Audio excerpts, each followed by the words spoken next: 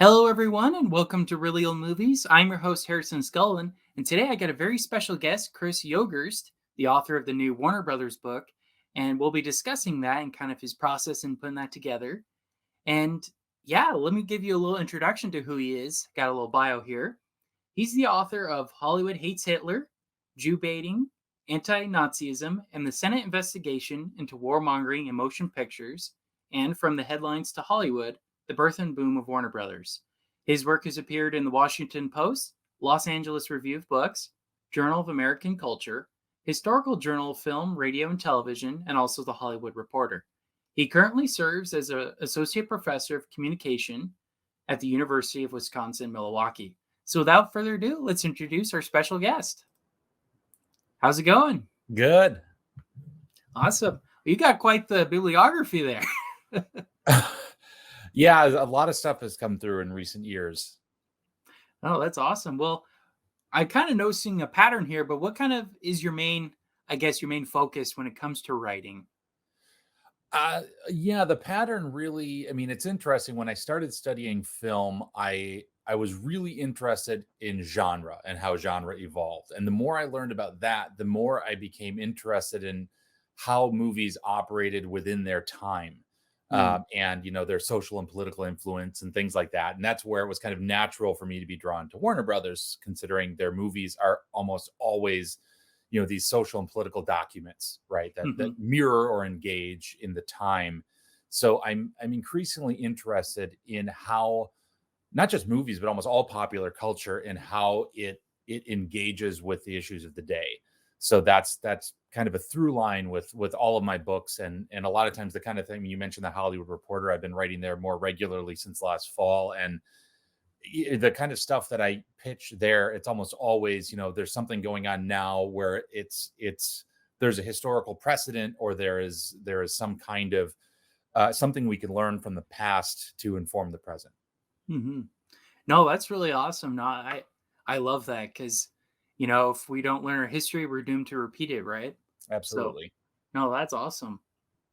Well, now we could kind of start talking about the newest book you did, the Warner Brothers. And the first question I have is, what led you to writing a biography about the Warner Brothers? So I, I know I've told this story in a couple other podcasts, but I don't really have another version of it to keep it fresh. It's really just I wanted to do Harry Warner. Hmm. And because the more I learned about him, the more I was like, this guy, needs his day. He needs a better platform, because so many books, it's like Jack Warner is the Warner brother, right? And it's Right, like, well, right. there were others. Right? There's a couple We tend to more. forget. Right. Unless you're really into silent cinema, we tend to forget about Sam, who died in 27. Albert avoided the press expertly. And Jack, was always trying to get his names in the headlines. And Harry was so much different than all of his other brothers.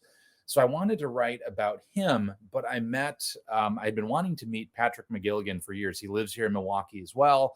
He's written so many awesome books. I finally met him at a bookstore, and he was asking about what I was doing. I was talking about Harry Warner, and he pretty much said, "You need to do all of the brothers, and let's have lunch and talk about it." So we did, and he is the series editor at Kentucky, and I realized, I'm like, well, if I can have somebody like him as a mentor to take on this now massive subject, right?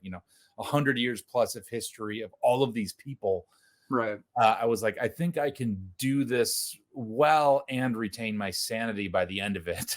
Right. Uh, so it really, that's how it started. It was, I wanted to do Harry, and really it's it worked out well, because we had the 100th this year. I was able to get it done by then, of the Warner Brothers Incorporation. Of course, they had been operating within the movie world since 1905, but um, yeah, it was. That's really where it all started. Oh, that's awesome. And I got to say, I kind of agree with Kevin Brownlow where he says it sets out to be epic and it succeeds. Kevin, he was a huge supporter of my last book. I knew somebody who knew him. I had never met him. I just sent him a digital copy. It was during the pandemic. He Hmm. read it and emailed me back, and we'd been in touch. And once I started working with the Warner Brothers, he ended up, I didn't even ask him. He just asked to look at the manuscript, and he read it twice. Uh, Wow.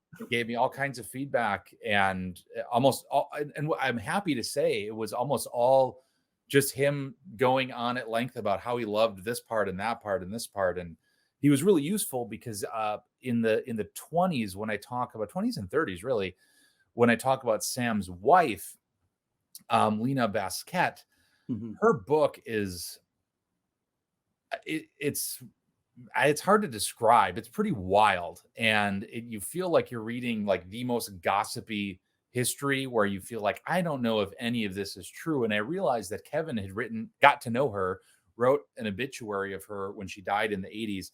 Oh, And so wow. I asked him, I was like, "Is she just full of crap, or can I trust her, or is she like?" So luckily, he said that she definitely has a flair for the dramatic, but as far as like facts go, he said you can trust her. So that Mm. was really important for me, because then I could actually utilize some of her stuff uh, more effectively and not have to be as critical of it as we would like Jack Warner's memoir, which we know is mostly garbage, uh, Right, right. but fun to read. I mean, we can get a lot of his personality from it. It's really useful for that. But as far as facts, a little trickier. So Kevin was absolutely fantastic in terms of not only giving me support when I needed it, but also just being, a cheerleader for the next generation of historians. And I know I'm not the only one. I mean, and anybody you mention. I mean, I was just out in LA for a couple weeks. Anybody you mention in the archive film history world, you mention his name, and it automatically gets a smile ear to ear. I mean, he's fabulous. Yeah, absolutely. And someday I want to buy the Napoleon restoration he did. Um, Oh, for sure. it's too expensive though. It's like $100 on Amazon. Right. Some of this stuff needs to get redistributed somewhere where we can all get it a little easier. Yeah. All right. You kind of already answered this next one, but I'll ask you it anyway. Who else were you able to interview and talk with to learn more about the brothers? So this was another one where Pat was really helpful, because there's so much out there about the brothers. There's so much archived, and there's a lot of stuff available. His argument was basically you don't need to reach out to the family to discuss stuff. I reached out to Cass Warner, didn't hear anything back. I figured Hmm. she's probably done with. I mean, she's been carrying the torch of that family history for decades. Sure, sure. Since it came out, I've actually talked to Greg Orr a lot, Jack's grandson, Oh, okay. and so he's read the book. He really enjoyed it. Um, we see the 1956 sale of the studio a little bit differently, but he's been great to talk to. I mean, he just redid the remastered, or not remastered, well, remastered and updated the documentary he did about Jack, and that just came out. And he and I did a interview over Zoom, that discussion about Jack's legacy that's on that disc. Uh, but he's been, it's been great to talk to him. He gave me a lot of stories that I think I will include in like a preface to the second, not second edition, but the paperback of Hmm. this. And a lot of people have come out of the woodwork since the book came out. That I talked to Saul Polito's grandson. He was a cinematographer at um, Warner Brothers. I've gotten emails from other people that I will be speaking with soon. But for research purposes, I didn't need a ton of, because I mean, when you go far back, back far enough, there's nobody's around to Right, interview, right. right? There's a point. So some of the stuff going back to the teens, and even before that, I found a lot of great material that was actually archived in the studio files that they kept, which are a bunch of articles from a journalist in Pittsburgh, near where they originated with all their companies. Her name was Esther Hamilton, and she kind of took it upon herself to cover the rise of these like hometown heroes.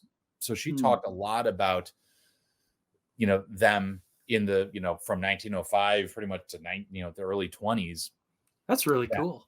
we could get some people that were covering it in the moment, before they were famous. Right, And that right. was really helpful. But then a lot of it, I mean, just with either database access or other archives, there's so much print material available that hasn't been used in previous books, that there's just a wealth of stuff out there, that I had no shortage of interviews and opinions about the Warner Brothers to use. Yeah.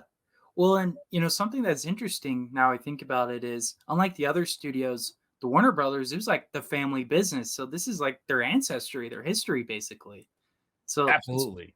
really cool that they had all of that at your disposal. That's amazing. Yeah, they were, I mean, they were a family. It was kind of a tumultuous family relationship.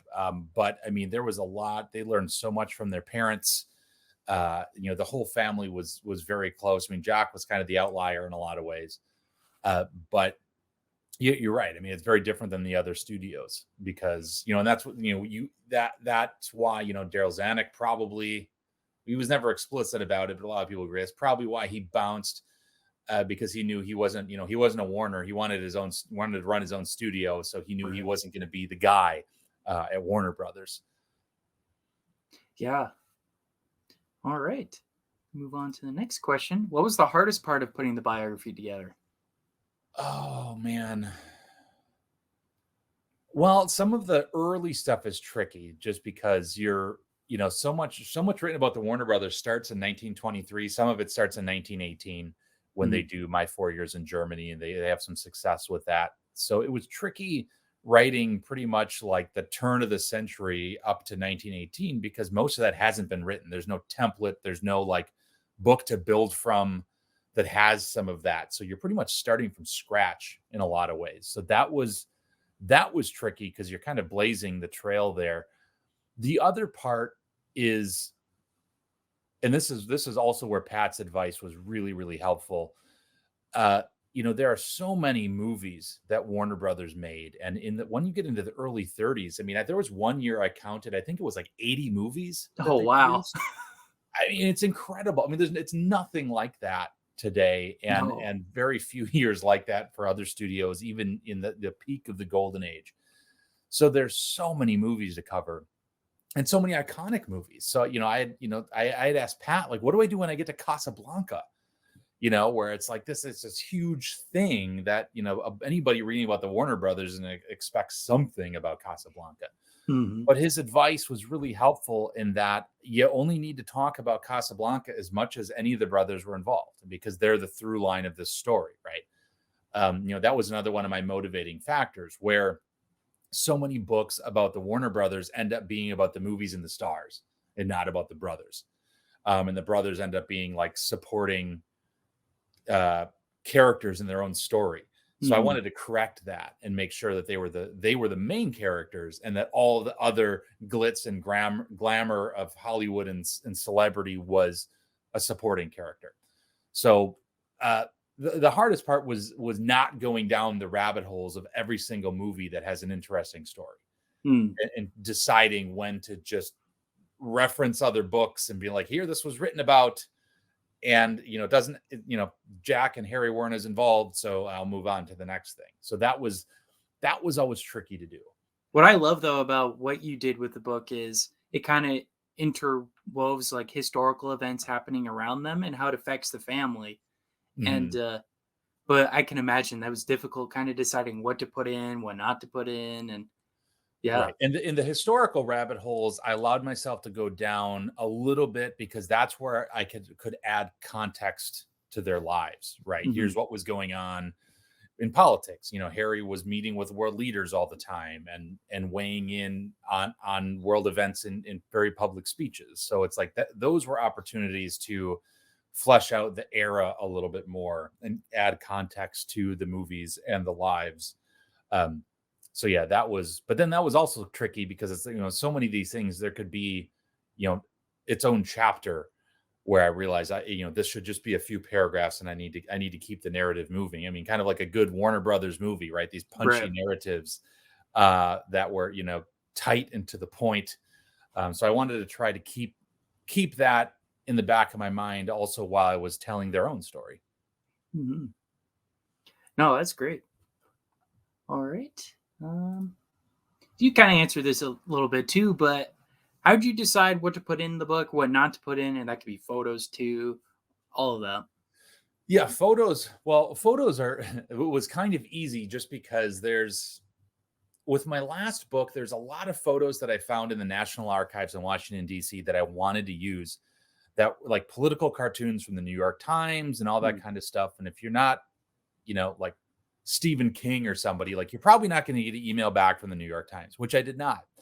Uh, Probably not. so there were some really awesome photos that I found that I'm like, I want the right. Can I publish this in my book? And heard nothing. So the best way to do it is to find material that is open access, which there's a lot of. The Media History Digital Library is full of stuff.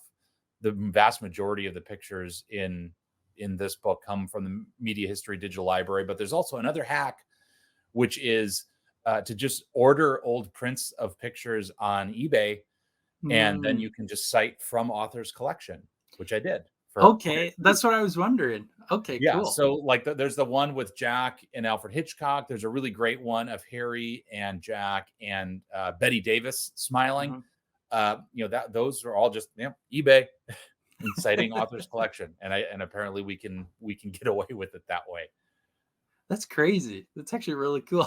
So yeah, so I mean, if you know well, and then what you can do, because you can find so much through those two avenues, and then you can avoid trying to get the rights or to pay, an arm and a leg through, major, these other databases and stuff. Then, yeah, I'm all for making it easy as possible and cost effective. Sure. Yeah. All right. Well, that kind of leads to the next question. What was the process of getting University Press of Kentucky to publish the book? Um, well, that was, I mean, this was a little easier because, like I said, I had met the series editor while he was promoting his Mel Brooks book, Mm. and he kind of took me under his wing and helped that process. But it still had to go out. I still had to put together a proposal. It's still because the university press is a peer review process. They still send it out to other historians to review and give Mm. feedback. So if that's, if two people weigh in and say, oh, this book sucks or this proposal sucks, they probably wouldn't, the director of the press would probably just say, let's just pass. But fortunately, they really liked it. So then we moved on to the next stage of developing, each chapter and going and doing the research and all that. And luckily, some of this stuff overlaps with previous book, but there was still a lot of things I wanted to do. And fortunately, I took one more uh, big deep dive in the archives in Los Angeles in summer of 2019. So once the pandemic hit, I had, a bunch of material that I could continue working during lockdown. Otherwise, the book probably wouldn't be out now. Mm. um, but yeah, the process was really just putting together the proposal, which is an overview and then a chapter, at least what it's always going to change by the time the book is done. But you give a chapter outline, what you think, how you think the book is going to be organized, and what you think you'll be able to cover, and then a sample chapter. I'm trying to remember what I used. I might have even used bits and pieces from some of my other work just as samples. And then, once they sign off on that, then you start, actually writing the book. Mm. That's really cool. And uh, would you ever do a biography of this scale again now that you've done it? Yes. Yeah. Yeah. I'm actually working on, I just got back from a trip from Los Angeles, and I'm working on a book about James Cagney. Oh, awesome. So so there's a lot of, I've already, it's going to be another like lengthy, I mean, I don't have to cover as many people. Jim is the through line here, just one. Mhm. I also want to bring more of his family into the mix. But yeah, I think doing this particular book and then also having the guidance I had from Pat really, like I said, I could get through it with my sanity intact, but also now I realize, like I know how to do this now, Right, and right. I know how to, you know, focus on one piece at a time. It can be a little bit nerve wracking putting the proposal together because it's like here's this big picture and it's hard to see the whole book. But once you get through that, you can really just focus on one chunk at a time or one year at a time. And really that makes it a little less intimidating. Hmm. It makes it easier to take on such a massive project and not overwhelm yourself. So I think that's something that was really good with this book. I know how to do this now. My other books were a little bit more focused on smaller chunks of time. So this is the most wide ranging thing I've ever done. But yeah, now that I've done it, I really enjoyed it, and I want to keep doing it. That's awesome. No, and uh, that James Cagney one you're talking about kind of reminds me a little bit of the Michael Curtiz book Alan K. Rhodey did, where it's like his entire life and whatnot, and just Yep. focused on him. So yeah, I'm looking forward to that too. That's awesome. Yeah, Alan's been great. Alan was a big supporter of this Warner Brothers book too. We hung out when we were in LA. He did the Larry Edmonds event with me, and we just did a podcast for the extras that I don't think is published yet, but it will be soon. Oh, awesome! I love the extras. Yep. Yeah, we did that. But yeah, Alan's book on Curtiz is probably a good template uh, because it's just so definitive. That one's different because there really wasn't any books about Curtiz. With Right. Cagney, similar to the Warners, what you have is not only the new research you found, but you also have all this other previously written stuff that you have to address, especially if it gets things wrong, Hmm. um, or skips over things. So that was one of the things with the Warner Brothers. I mean, like I mentioned, like Jack Warner's memoir, right? Like Right. it's fun to read. It's not trustworthy at all, and he gets some things really wrong. But it's really fun, and it's full of his personality and his flair. And some of the early stuff, I have reason to believe a little bit more. I mean, things about growing up and things like that he doesn't really need to be printing a legend about. Uh, but yeah, there's always that trick of when there's previously written stuff that you have to be you kind of have to go back through it carefully and see what. And like I said, with Warner Brothers, I mean, you either got Jack's thing, or you have the other books that ultimately end up focusing on the stars or just on Jack. So you can also find what holes you want to fill, right? What gaps are there in the literature Hmm. where you think there's a story yet to tell. That's really cool. Yeah, seeing a need, filling a need, right? Yep. That's great. All right. The next question: what's your favorite movie from Warner Brothers? Oh, that's an impossible question, which I'm sure you know. Yeah. Um, there's, you know, and it's interesting because it's not as much as I love something like Casablanca. It's generally not Casablanca. I mean, there's some really, really good deep cuts that I've really fell in love with studying Warner Brothers over the years. One of them, Alan and I were just talking about at Larry Edmonds, and we talked about more on our Extras podcast, which is a movie called Underground. Hmm. Vincent Sherman made it. And it's a really good anti-Nazi movie that came out right before Pearl Harbor. And I really love. I mean, one I will say one movie that brought me to. Of course, you ask a favorite movie. I'm going to give you several. Uh, No, that's fine. One movie that brought me to Warner Brothers is The Public Enemy. Brought me to Warner Brothers. Brought me to Cagney. Growing up, I loved Goodfellas. I listened to an interview of Martin Scorsese talking about growing up watching Cagney movies and Public Hmm. Enemy. So I had to seek that out. And then from there on, I was all Warner Brothers all the time.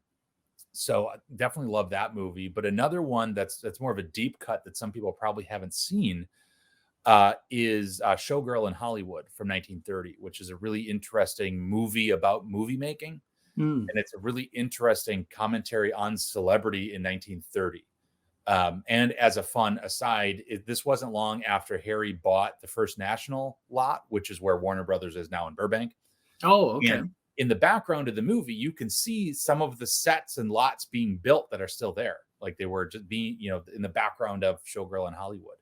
Oh, that's Um, awesome. so that's really cool. Some other ones some people probably haven't seen. There's another one called Storm Warning with Ronald Reagan that is a 1950s kind of Cold War political thriller. that I think is really cool, and I think is just actually just Warner Archive recently re-released it, so I think it's starting to get rediscovered now. But they have so many of these punchy political movies that are every bit as engaging and entertaining as something like The Public Enemy, Hmm. uh, but I think are still a perfect ripe for rediscovery. No, that's awesome. I haven't heard of any of those other than the Public Enemy, so I got to check all of those So out. you got stuff to one, and another one. I Yeah. mean, just to make it all the way up, maybe to the late '50s. Another one I absolutely love that I've had a lot of fun teaching is called "The Face in the Crowd," Hmm. with um, God, now I'm blanking on all the cast. Andy Griffith, Oh who wow. plays a Okay. political operator who gets famous, and he uses his celebrity ultimately just for his own gain. And it's a really dark movie, but it's a perfect Warner Brothers movie, and it is aged really well. Because, like I said, I'll have students watch it now, and a lot of times it's like their first black and white movie, Hmm. and they come away not only learning that wow, old movies can be good, but also like relevant. And Right. they end Right. up writing papers for my class about this movie and draw all these through lines to right now. And it's incredible how some of these movies have aged so well. So Yeah. No, that's great. A lot of their stories have that timeless feel to them that for sure. I think really attract audiences forever. I mean, what's good is good, right? People will always enjoy it. Right, and that's something we talk about a lot today. I mean, I've talked about a lot with the other week I was when I was in LA. I also did a talk at Book Soup with Sam Wasson, who's written some great books.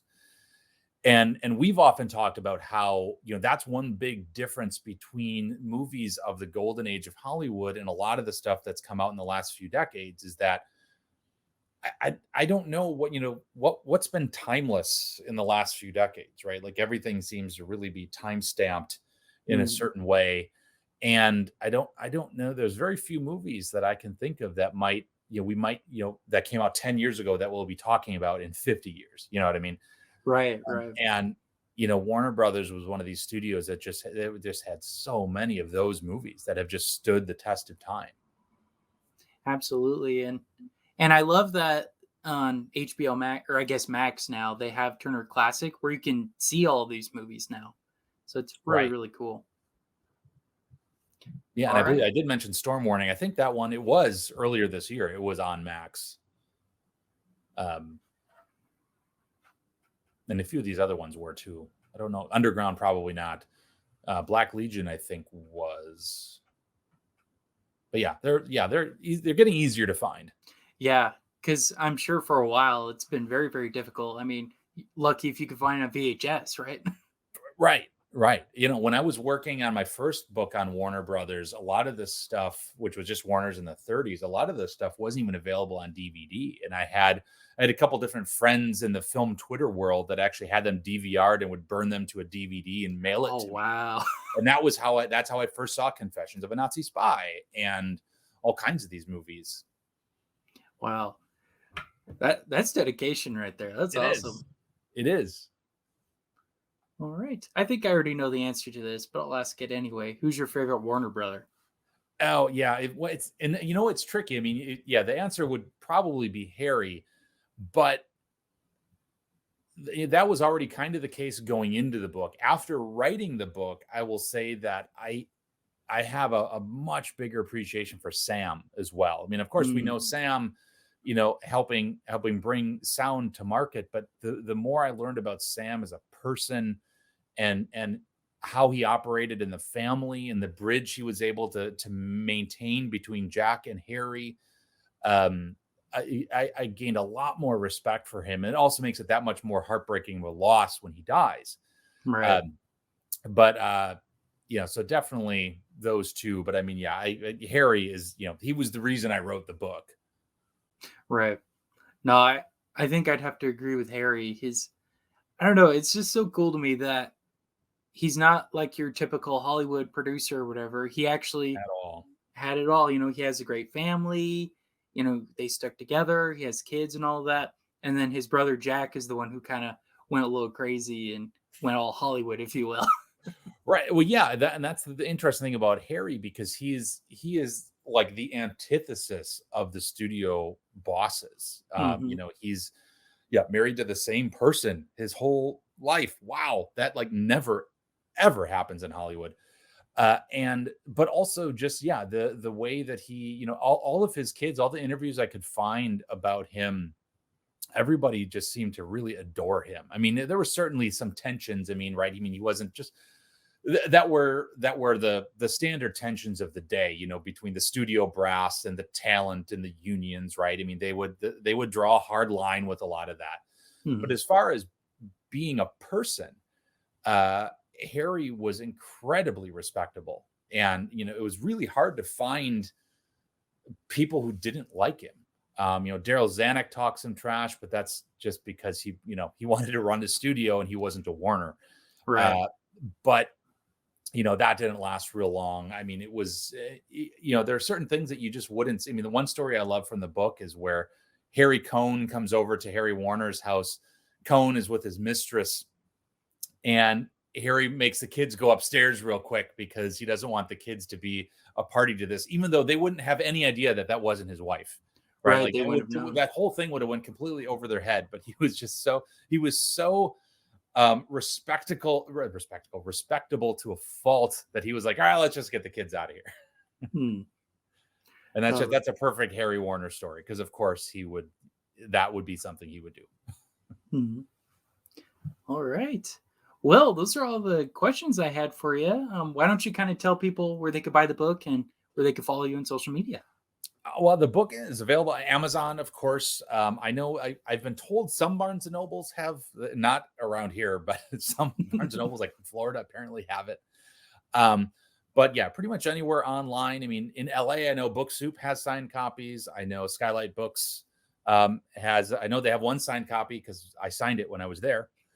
Uh, a couple other stores, like that. I mean, it should be pretty easy to find in Southern California. But otherwise, online is pretty easy to get it. The University Press of Kentucky website has it. And then social media, Twitter at Chris Yogerst, Instagram and Facebook at C Yogerst. Easy to find, easy to follow. Website, chrisyogerst.com. Awesome. Well, thanks again for coming on. This was a blast. Yeah, thank you. Yeah, and I really, really love this book.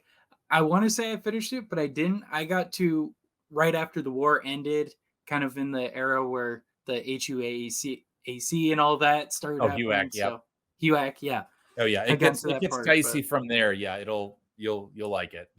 but I love it. It's a great book. It's one of my favorites now. So thanks again Fantastic. for I sending greatly it and appreciate it. for being on. Thank you.